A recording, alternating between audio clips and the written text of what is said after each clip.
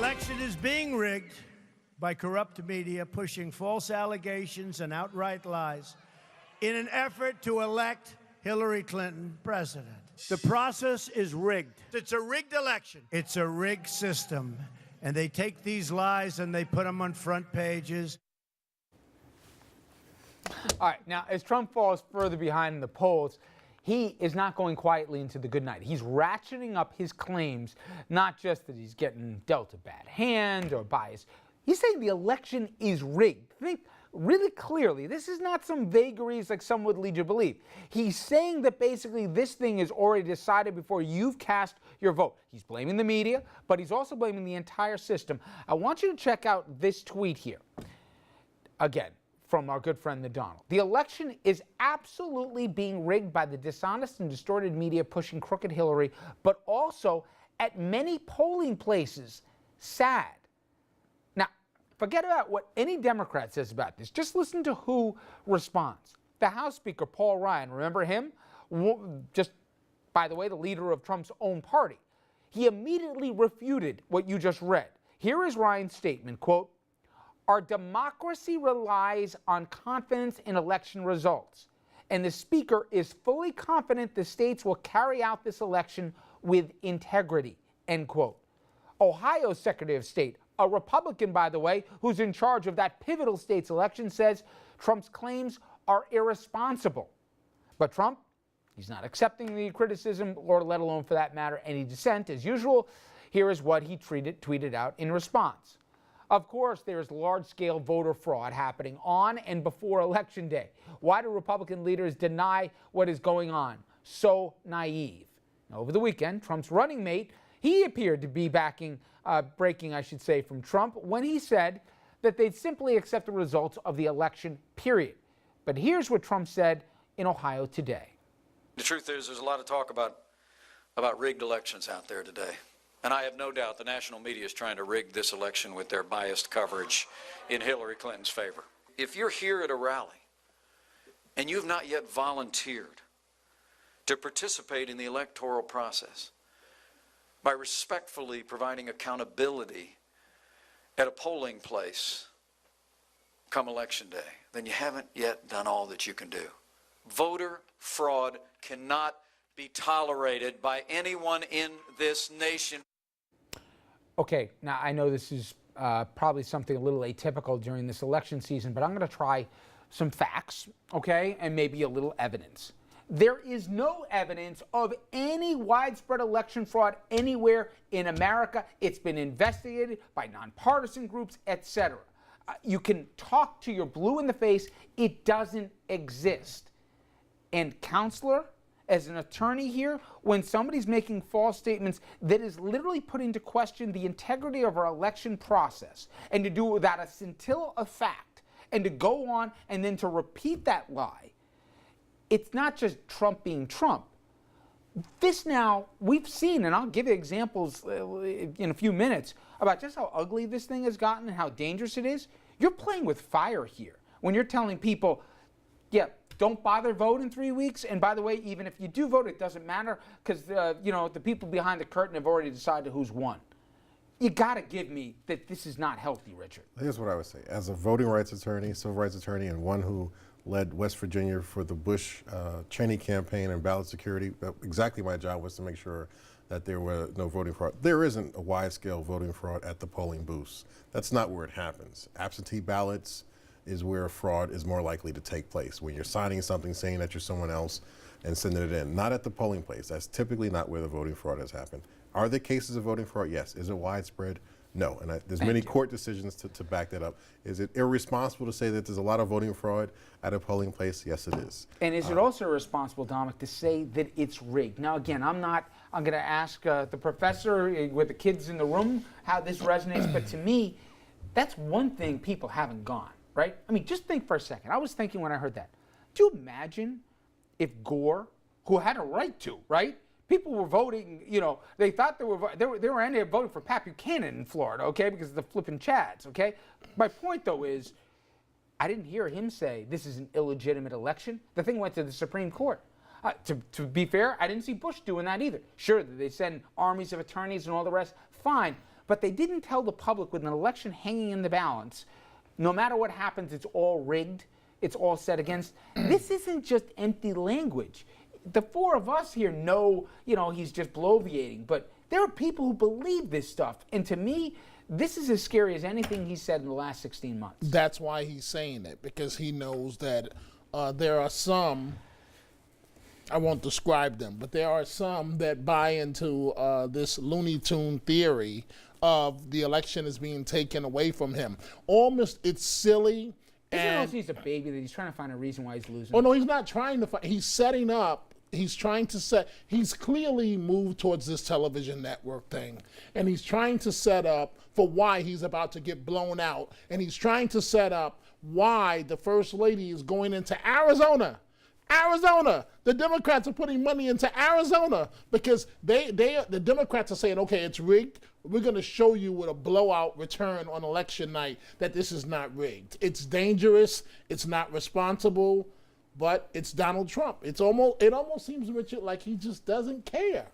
And again, Jeannie, you get different perspectives here in your different professional lives.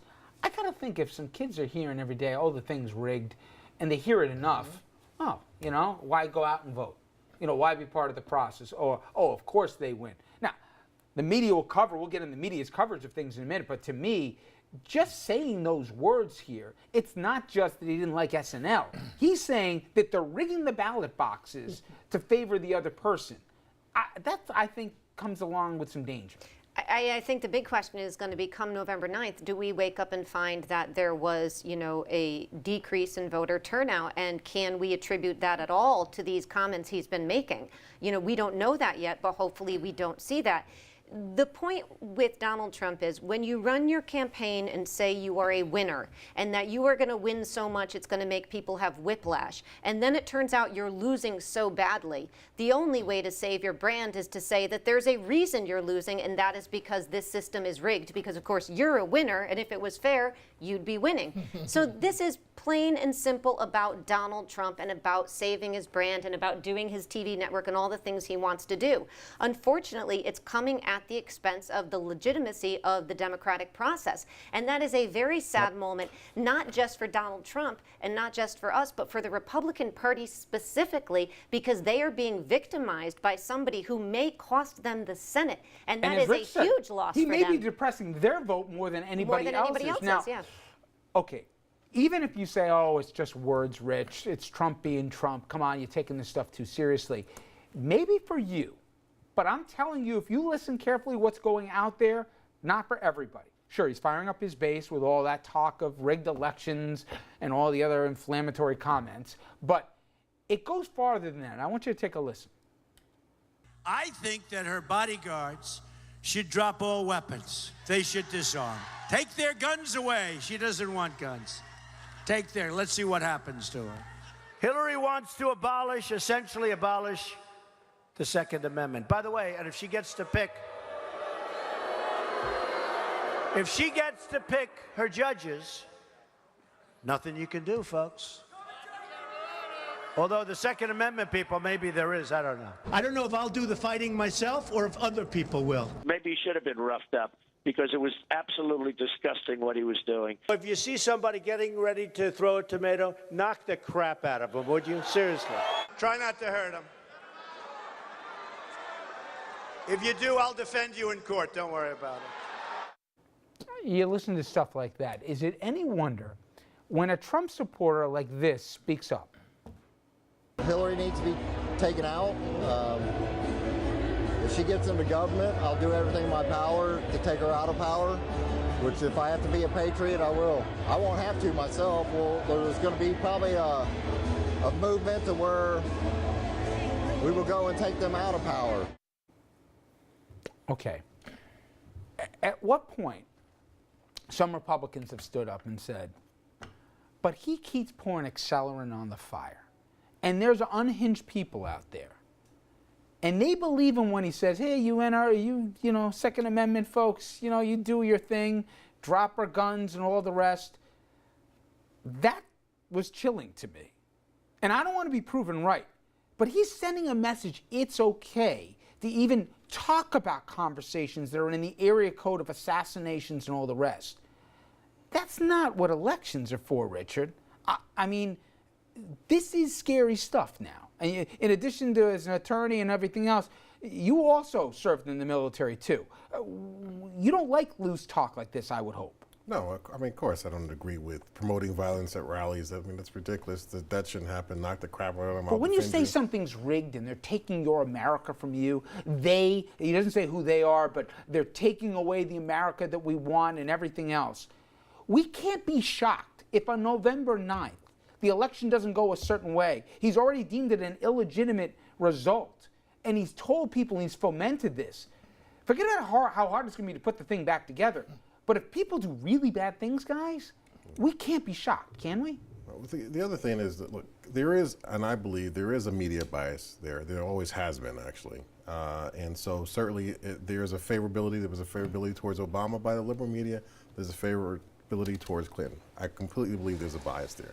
But in terms of the conversation is whether or not Donald Trump is interested in taking down the party because he believed the party's going to take him out. But you move past, and I understand why you'd want to. You move past what he's been saying and what someone in the base are saying. But I'm going to put it to you. What story has the media covered about Donald Trump that's unfair, given what he said himself about grabbing women in certain places and getting away with it and everything else, and his response with the women that's come forward? Should the media have ignored those stories? No, it's not that the media should ignore it, but it's the amount of, if you look There's at... too many stories to cover, Richard, that he does all this stuff. And it has been. Remember, the coverage has been very different from when he first started, and it was just like, oh, Donald Trump's a joke. Oh, look, this is what he said now. And then when the media realized, wait, he became the nominee. And he got the nomination, and he could actually become president, then the conversation completely turned. There's no coverage on Donald Trump's issues. There's only coverage on what Donald Trump has said. I would say, Dominic, that's because of Donald Trump not talking about the issues and everything else. But he chooses not to talk about it, Richard. But again, my point is, and jobs all the time. We've covered a lot of elections with me. I don't remember being so worried about what happens on November 9th, regardless of whoever you support. He started something that he can't just say, never mind, I was kidding. There's something out there that's ugly that I don't know how you reassemble. And however becomes president, there'll be 30 to 40% of the people out there, or some portion of them, who believe that their America's been taken away from them, the rigged system out there, you better grab your guns because they're going to come for them in the dead of night and all the rest. I'm saying it's a more dangerous place than it was 6 months ago. Richard, there's no other way for me to say this. I'm trying to be fair here. Donald Trump is a clown. It's as simple as that. He's someone that I've known personally, but I've never known this clown element. I know that he believes that all media is good media, and this is, you have to understand, this is straight out of the playbook of Roger Stone. Talk about, go to the fence, go to the line, they go right to the line. Go to the line of assassinating Hillary. You'll get headlines for 3 or 4 days out of it. But to your point, you're right, because there are a lot of sick people out there, and there are some people that are already lining up to try and carry this out. It's disgusting. I mean, as we're looking at the video, but it's the reality that we live in. I'm not even talking about the fact that we're going to be dealing with a partisan country the day after the election, where it's going to be almost impossible for Hillary Clinton. But Trump does not care that he's making the job of the Secret Service almost impossible for the first woman president ever in American history. It's this isn't just about politics anymore, and we'll talk about now. Speaking about what Richard said, is the media, have they been unfair or not, and the threats of lawsuits by Trump against media. Well, when we come back, if you like SNL, and even if you didn't, I am pretty sure you've probably seen a little bit of what Alec Baldwin's impression of Trump looked like on Saturday Night Live. But it's no laughing matter to the Donald. It's the latest example of Trump dishing but not being able to take it. Stay with us.